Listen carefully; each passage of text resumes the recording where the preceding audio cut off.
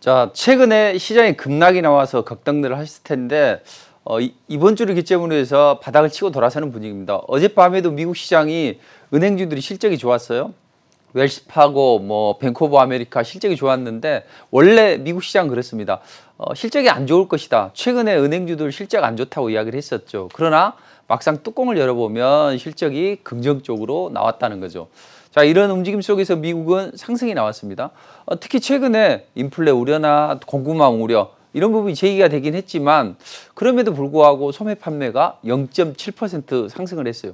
이건 소비자들이 물가 상승에 적응을 해 나가는 과정에 있구나. 그래서 물가 상승이나 뭐 또는 공급망 우려 이런 부분이 일시적으로 제한이 되면서 미국 시장 상승이 나왔는데 계속 올라가느냐? 그건 아니고 올라가면 고점에서는 또 분명히 눌림목도 줄 겁니다. 그렇지만 바닥을 치고 돌아서고 있기 때문에 긍정적이다. 이렇게 생각하시면 되겠습니다. 자, 그럼 미국이 상승이 나왔고 우리도 FOMC 의사로 공개 이후에 오히려 뭐 덜 매파적이기 때문에 뭐 예정대로 진행을 하겠구나 해서 테이퍼링 우려는 크게 작용을 하지 않는다고요. 그러면 글로벌 변수들이 이제 다 해소가 됐기 때문에 이제부터는 우리가 적극적인 공략을 해야 됩니다. 자, 그렇다면 앞으로 시장에서 어떤 쪽이 주도주가 될 수 있을까? 이제 이런 생각을 해보면서 오늘의 주제는 이 원자력, 리비안 관련주 그리고 전고체 배터리 관련주로 이야기를 풀어갈까 합니다. 자, 마초 푸틴이 미 앵커를 상대로 해서 부정적인 발언을 하면서 구설수에 휘말리고 있죠. 자, CNBC 앵커 갬블인데 천연가스 가격 띄우려고 유럽에 공급 안 하는 거 아니냐. 그러니까 푸틴이 무지 기분이 나쁘겠죠. 그래서 아름다운 여자가 쓸데없는 이야기 하네 이런 논조로 이야기를 했고 내 이야기 잘 못 들었나 봐. 뭐 내가 그렇게 이야기 안 했는데 하면서 비아냥거렸다는 이야기죠. 그러니까 또 맞받아 친 거죠. 이야기 잘 듣고 있다. 왜 그런데 천연가스를 공급하는데 공급한다고 해놓고 시간이 그렇게 걸리냐 이렇게 재차 반박을 하니까 무슨 소리냐. 우리는 10% 유럽에 그리고 또 러시아도 15% 늘렸다. 내가 하는 말이 어렵냐 이런 이야기까지 하면서 최근에 이야기를 했더니 이 앵커가 이제 러시아 신문을 들고 신문 일면에 내 이야기가 나왔네요. 흐흐흐 하면서 웃고 있는 그런 모습입니다.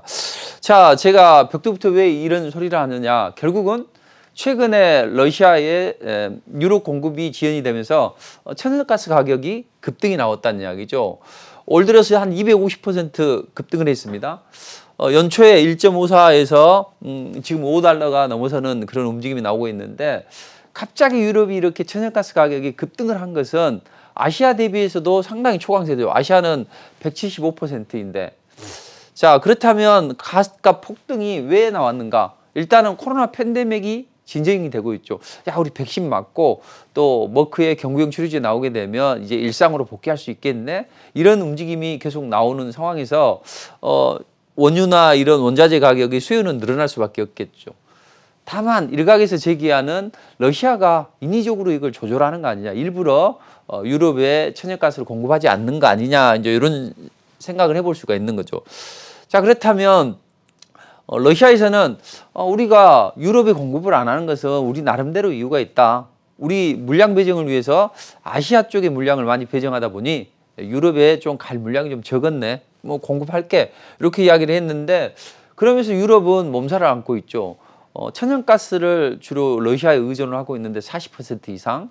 이게 에너지 수급이 안 되니 뭐 가스값 폭등하고 또 가스값 폭등하면서 연쇄적으로 전기요금도 덩달아 치솟고 있죠. 자, 유럽은 이렇게 에너지난으로 인해서 지금 여러 가지 어려운 점이 많다는 이야기죠. 자, 그럼 이제 여기서 해결사가 딱 나타나야죠.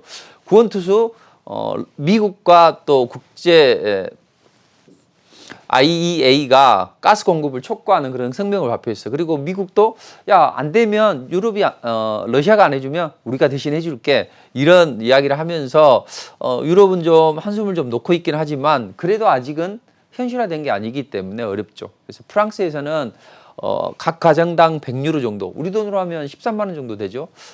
이걸 좀 지원해서 뭐 전기요금이나 이런 걸 좀 보조해 줄게 이런 이야기를 좀 하고 있습니다. 자, EU 에너지 장관 회의에서도 야, 우리가 탄소 재료 이야기를 하면서 자꾸 친환경 쪽으로 가다 보니 전력이 좀 어려운데 야, 이거 넷 재료 이거 안 되는 거 아니냐. 그리고 뭐 이 탄소세 부과하는 것도 지금이 시기상조인 것 같다 이런 이야기를 하면서 전반적으로 탄소 배출권 또는 최근에 뭐 천연가스 급등 이런 것들로 인해서 증시가 몸살을 앓고 있다는 거죠. 자, 그런데 과연 푸틴이 아시아 시장의 물량을 조절하기 위해서 그렇게 했을까?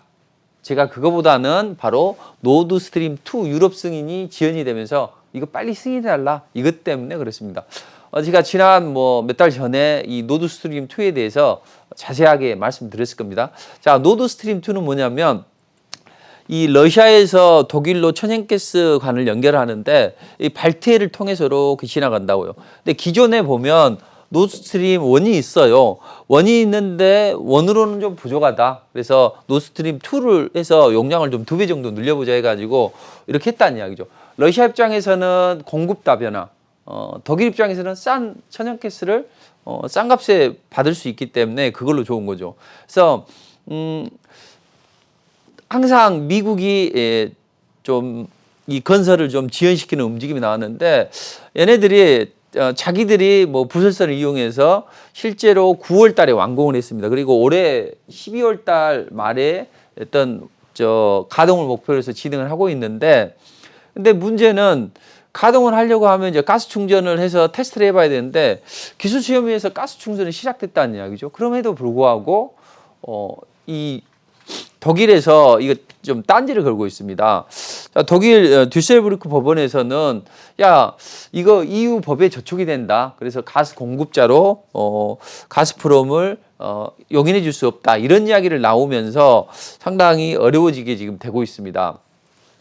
특히나 이 노드스트림 2는 문제가 뭐냐면 가장 중요한 것은 미국의 입장에서는 우크라이나나 기타 동유럽 국가들한테 LNG를 많이 공급을 해야 되는데 그걸 만약에 노드스트림 2가 진행이 된다면 물량이 2배 늘어나기 때문에 어렵게 되는 거죠. 그래서 국제 정세에 따라서 자국의 이익에 따라서 이 유럽의 천연가스가 지원이 안 되고 있는 그런 분위기입니다. 자, 노드스트림 2는 러시아 공급 다변화, 독일로서는 싼 원료를 공급받는 그런 움직임 속에서 만약에 이게 진행이 되면 우크라이나는 당장 뭐가 문제냐면 우크라이나는 자기들이 이 LNG선을 자국을 통해서 통과를 하게 되는데 그때 받는 게 2, 30억 달러입니다. 1년에. 그런데 그걸 못 받고 또 자기들의 입김이 거세지는 것이 안 되는 거죠. 지금 우크라이나는 과거에 구소련에 포함됐었잖아요. 그런데 이제 분리 독립을 했는데 그럼에도 불구하고 자꾸 러시아에서 크림반도로 합병을 하고 또 기타 지역에서 자꾸 시비를 건다는 이야기죠.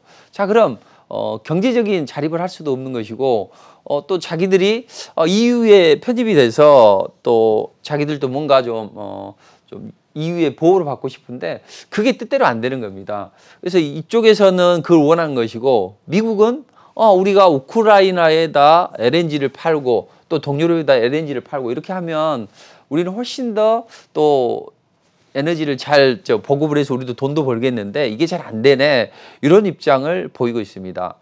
자, 이런 과정에서 우크라이나는 러시아로부터 보호를 받아야 되고 미국은 이쪽에 LNG를 보급해야 되고 이런 서로 이해가 맞아떨어진다는 거죠. 그런데 갑자기 이 러시아에서 유럽에 에너지를 공급 안 한 이유는 결정적으로 보면 이 러시아 백신이 심사가 중단이 되면서 이런 사단이 벌어지게 됩니다. 왜냐하면 이미 이것은 이 노드스트림 2는 한 95% 이상이 진행이 됐어요. 그래서 미국도 더 이상 막을 수가 없겠구나 우리가. 만약에 막으면 독일의 어떤 반발에 너무 부딪히게 되는 거죠. 가뜩이나 트럼프가 이번에 독일에 주둔하는 미군들을 감축을 했는데 여기에서 이것까지 못하게 하면 미국한테 엄청나게 압박을 받겠죠. 그래서 그러면 우리가 어떻게 해도 쟤네들이 진행을 할 테니 그럼 우리가 이건 허용을 해주자 이렇게 이야기를 했는데 그러면서 하는 이야기가 그죠. 만약에 우방들이 정치적으로 어렵게 되면 이것은 우리가 나설 것이다. 이런 이야기를 했는데 미국이 실제로 나섰습니다. 보이지 않게 영향을 미쳤다는 거죠. 러시아 입장에서는 한참 지금 천연가스도 가격은 최근에는 올랐지만 얼마 전까지만 해도 수요는 그렇게 좋지 않았죠. 그런 상황에서 재정이 궁핍하게 되는 겁니다. 그런 상황에서 우리가 백신 스푸트니크 V를 잘 활용해서 우리가 좀 재정 자립도를 좀 높여보겠다 이렇게 했는데 결국에는 EU에서 그리고 세계보건기구에서 이걸 심사를 안 하고 있죠. 지연을 하고 있습니다. 중단하고 있다는 거죠. 그래서 얼마 전에 중단하면서 뭐 스푸트니크 V 관련주도 약간씩 조정을 받기도 했는데 이게 이제 갑자기 최근에는 중단했다 그리고 나서 최근 며칠 사이에는 어떤 뉴스가 뜨냐면 자 이제는 12월 달에는 이 스푸트니크 V가 승인이 될 것 같아. 이런 이야기가 자꾸 나오는 거죠. 이건 언론 플레이를 하고 있는 것으로 보여집니다. 그러니까 러시아한테 살살 달래서 빨리 유럽 쪽에 잘 공급을 해라. 이런 움직임으로 보시면 됩니다. 자 그렇다면 독일의 뒤셀도르프 지법이 이 규정을 들어서 이 가스 공급을 중단을 하고 이 사단이 벌어지면서 천연가스 가격이 급등을 했습니다. 자 그런데 이 움직임이 쉽게 해결이 될 수 있느냐? 그것은 아니라는 거죠. 자 최근에 이 러시아가 가스 보복을 하는 진짜 이유는 아까 노드스트림 2라고 말씀드렸는데 러시아로서는 유럽을 공급하는 데 있어서 다변화를 원하는 거죠. 그래서 노드스트림 2를 설립을 하면서 이렇게 했는데 최근에 우리가 뻗대를 좀 보여줘야 되겠어요. 이대로 자꾸 유럽에서 승인을 해달라 또는 독일한테 이런 이야기를 하고 있는데 자꾸 이게 EU를 들어서 승인 안 해준다는 이야기죠.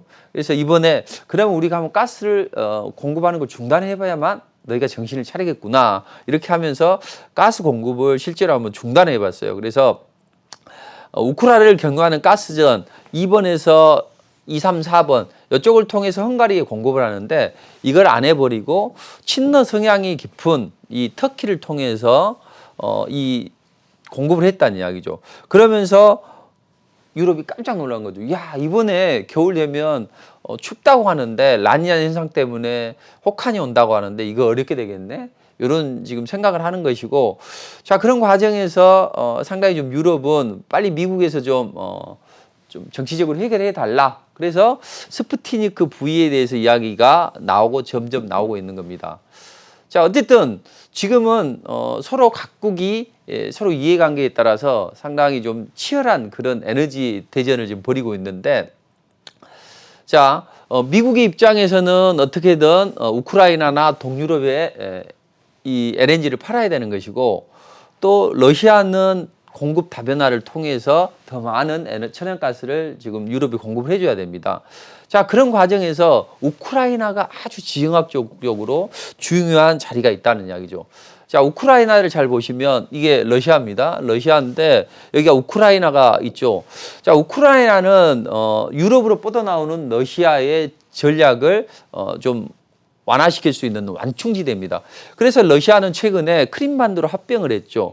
크림반도를 합병을 하고 또 여기 흑해를 통해서 이쪽으로 나와서 어떤 미국을 압박할 수 있고 유럽을 장악할 수 있는 그런 시나리오가 되는데 이걸 못하게 하기 위해서 미국은 어때요? 뭐 루마니아나 아니면 폴란드, 뭐 발트 삼국 이쪽에 군대를 배치해 놓고 우크라이나를 어떻게든 LNG를 공급하면서 얘네들을 잘 달래서 러시아가 남하하는 그런 정책을 적극적으로 만류를 하려고 하는 그런 이해관계가 마저 떨어지게 된 거죠. 그러니까 이 문제는 단기간에 해결될 것은 아니라는 이야기죠.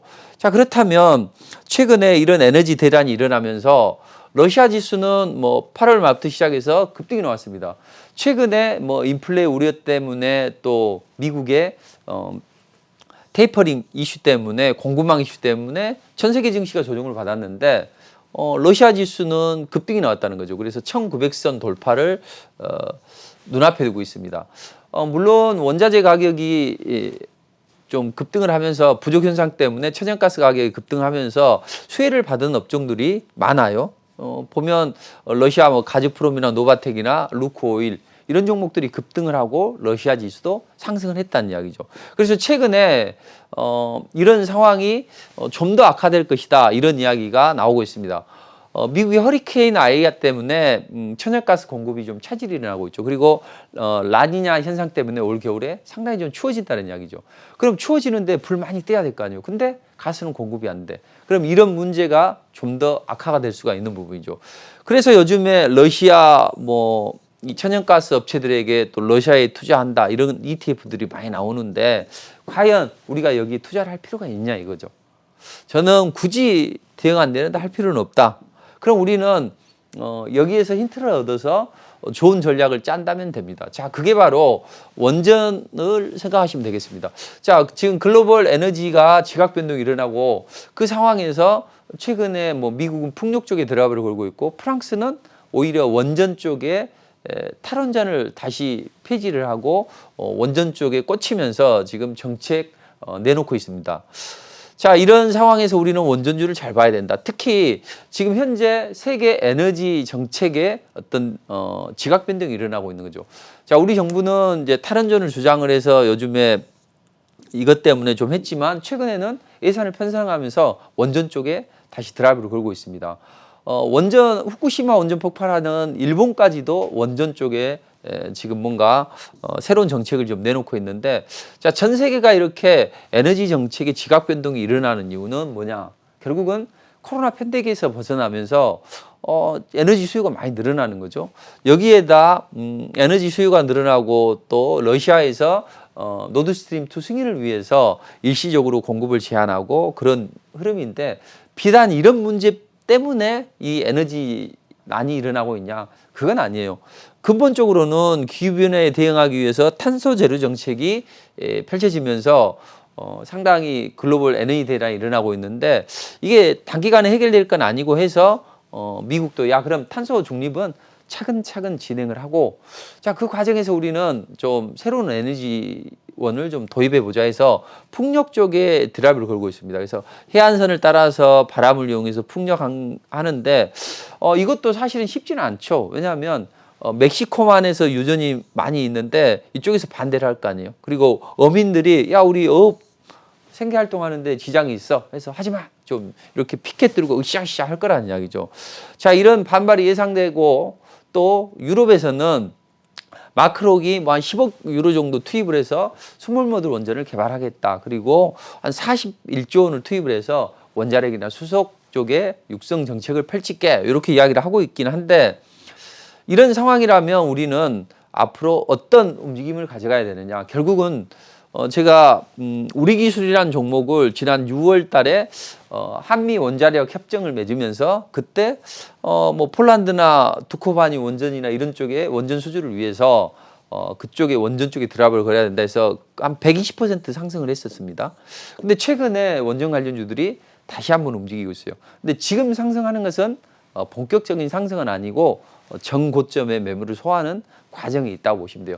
여기서 살짝 눌림목을 주고 다시 움직여준다면 좋습니다. 그래서 원자력 관련주들은 우리가 단기간에 해결될 건 아니다. 그렇다면 시간을 두면서 다시 한번 원전주들이 2차 랠리가 나올 것이다. 그러면 지금 이번에는 정고점 매물을 소화하고 있으니까 이번 조정이 뭐 작게는 한 1, 2주 정도 소요가 될 수가 있습니다. 그 후에 본격적인 랠리가 나올 수 있기 때문에 원자력 관련주들을 잘 봐야 된다. 특히나 지금 전 세계가 이제 탈원전에서 다시 원전 쪽으로 선회를 하고 있는데, 이 원전에는 특히 유럽 쪽에서 뭐 폴란드나 뭐 기타 쪽에서 원전 수주가 좀 많이 일어나고 있고, 영국도 원전 쪽에 드랍을 걸고 있다는 거죠.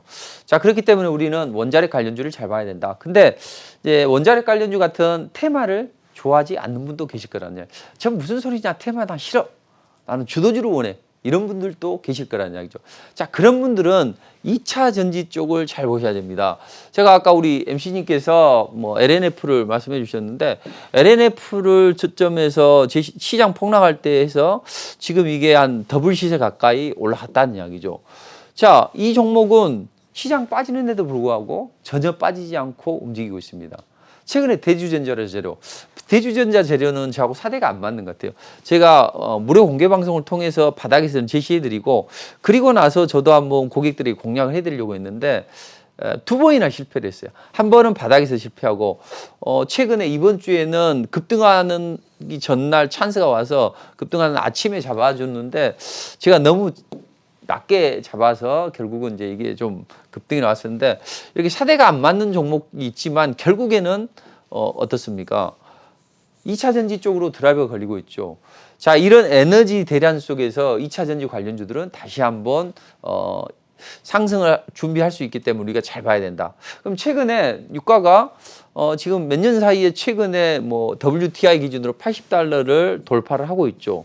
이렇게 고유가 상황이 진행이 되면 소비자 물가는 급등할 수밖에 없습니다. 자, 그렇게 되면 자동차 운전자들은 전기차에 관심을 받겠죠. 근데 이 고유가가 일시적으로 끝날 것인가? 그게 아니죠. 제가 작년 3월 달부터 이 국고처를 진행을 했습니다. 그때 마이너스 40달러까지 WTI가 하락을 했죠. 그때 뭐 러시아와 사우디가 서로 뭐 티격태격 하면서 국제유가가 곤두박질을 쳤는데 그때 제가 그 말씀 드렸습니다.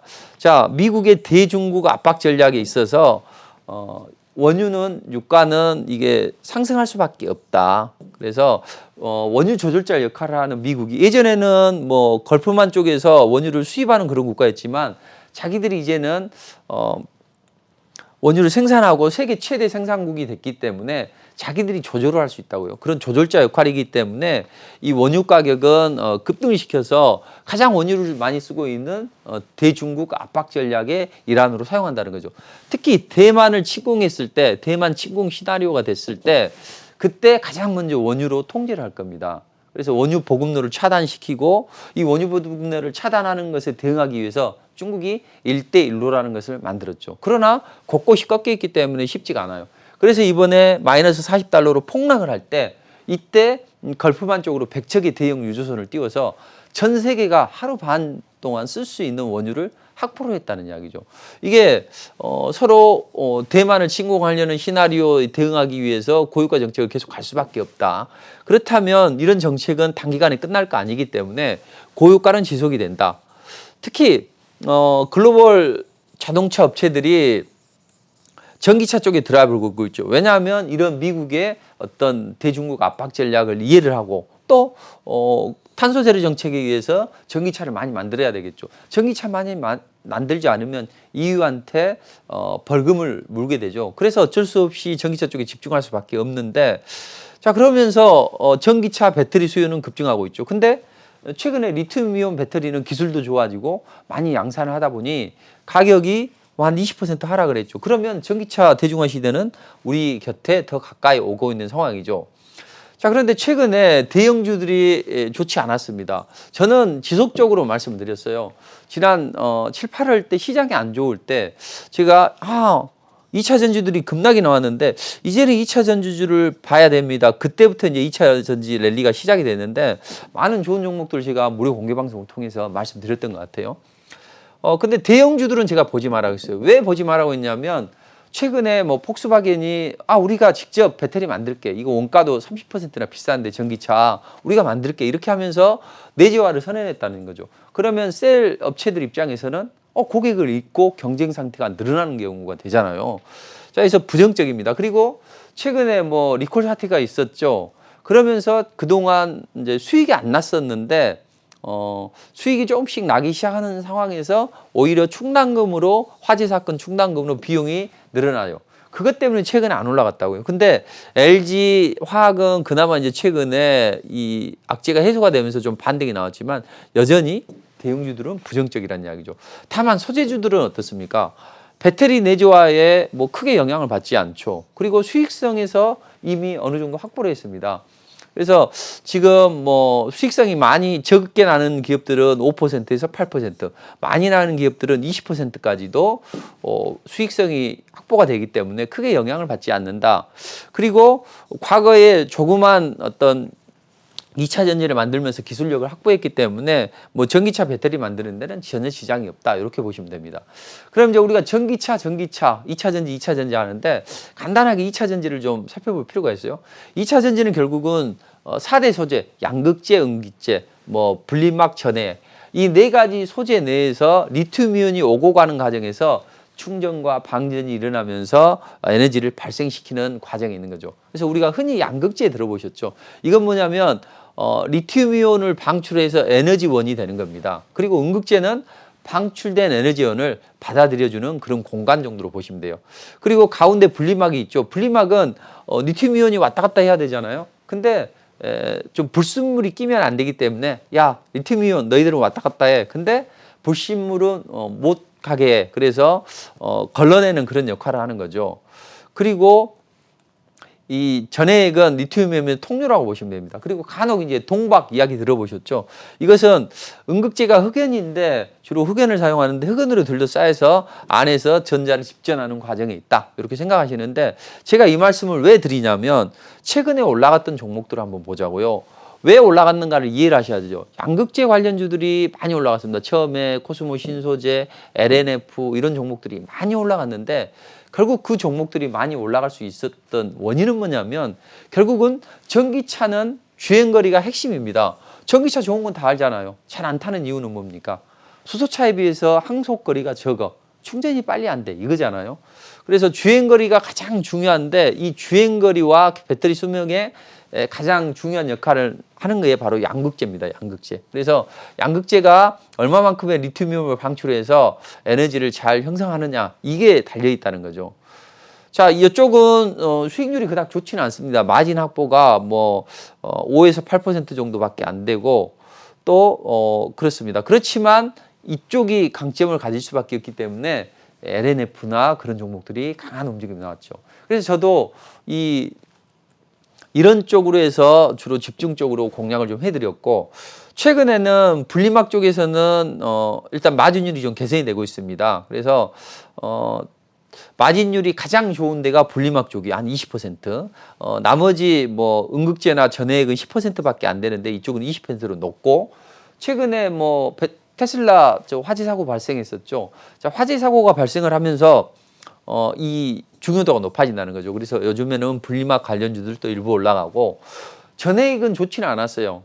과거에는 이 원재료 상승을 판가에 전이를 못 시켰는데 이제는 배터리 업체들이 이걸 좀 반영을 시켜줍니다. 그러면서 전해액 관련주들도 좀 좋았고 음극재는 별로 그닥 많이 좋지는 않죠. 그래서 가장 좋은 것은 양극재다. 그리고 앞으로 분리막이나 전해액도 떠오르는 그런 강자다. 이렇게 보시면 됩니다. 자, 그러면 2차전지 관련주들은 끝났냐? 일각에서는 끝났다고 합니다. 근데 끝났다고 생각했던 그때 이후로 거의 더블 시세 가까이 급등하는 종목이 있습니다.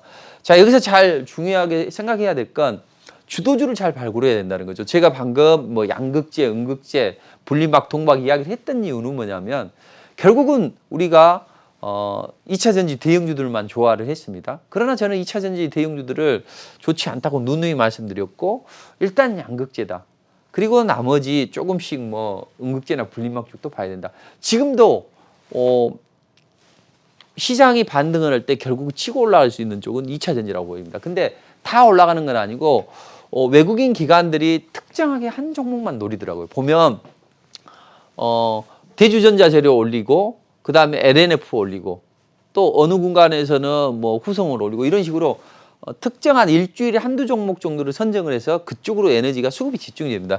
외국인만 사면 안 올라가요. 기관만 사면 안 올라가고 얘네들이 둘이 샀을 때 강력한 시세가 형성이 돼요. 그래서 시장의 흐름을 읽어보니 쟤네들이 담합은 아니지만 묵시적으로 뭔가 형성이 되면서 특정한 종목을 날리더라. 그래서 다음 주에 어떤 종목이 날아갈 수 있을까? 그것은 제가 잠시 후에 무료 공개 방송을 통해서 말씀드리도록 하겠습니다. 그 이야기까지 하면 시간이 많이 걸리기 때문에 오늘 2차 전지 관련주들은 여전히 좋고 주도주로 등극하고 좋다. 대신 그 관련주는 좀 그때 말씀드리도록 하고 최근에 아마존이 전기차 리비안에 투자를 해서 이제 전기차를 개발하게 되는데 이쪽에서 이제 뉴욕 시장에 상장을 하게 되죠. 근데 이 실무진들이 우리나라에 방문을 한다는 이야기죠. 자, 그러면서 관련주들이 올라갔는데 주로 보면 배터리 생산란을 구축하기 위해서 하는데 관련 기업들이 거론되는 게 아주 많습니다. 그런데 그 관련 기업들 중에서 주로 이쪽하고 미팅을 했거나 아니면 이쪽하고 뭐 뭔가 협업을 진행하거나 그런 종목들이 움직임이 좋습니다. 뭐 대유 에이텍 같은 경우 대유 에이텍은 아니고 그 수소차 관련주 중에서 대주전자 대우 부품이 이쪽에 뭐 부품을 공급한다 해서 이제 급등이 한번 나왔었고 그다음 뭐 TSI나 에코캡이나 우신, D테크놀로지 이런 종목들은 이제 시장에서 뉴스가 나오고 거론이 되면서 관련주들이 급등이 나왔었죠. 그리고 이 센트럴 모텍이나 PSA, 뭐 동국 RNS, 세원, 평화산업 이런 종목들은 또 조금 올라가는 것 같더니 또 크게 올라가지 못하고 탄력이 둔화되고 있는 거죠. 자, 이런 식의 움직임이 나오고 있습니다. 그러니까 이 그룹은 잘 올라갔고 이 그룹은 약간 올라갔지만 탄력이 둔화됐고, 그런데 대원화생이나 CIS는 그런 관련주로 주도적으로 거론이 되면서 움직임이 좋았다는 이야기죠. 이런 종목들은 제가 무료 공개 방송을 통해서 미리미리 말씀을 드렸던 종목들입니다. 자, 그렇다면 관련주들이 많은데 우리는 리비안 관련주들 중에서 어떤 종목을 봐야 되느냐. 일단 삼성 SDI가 리비안에 배터리를 공급한다고 이야기를 하고 있죠. 자, 그렇다면 삼성 SDI에 관련주가 있어요. 또 그런 종목, 또 리비안 관련주라고 거론되는 그런 종목 중에서 살아있는 종목.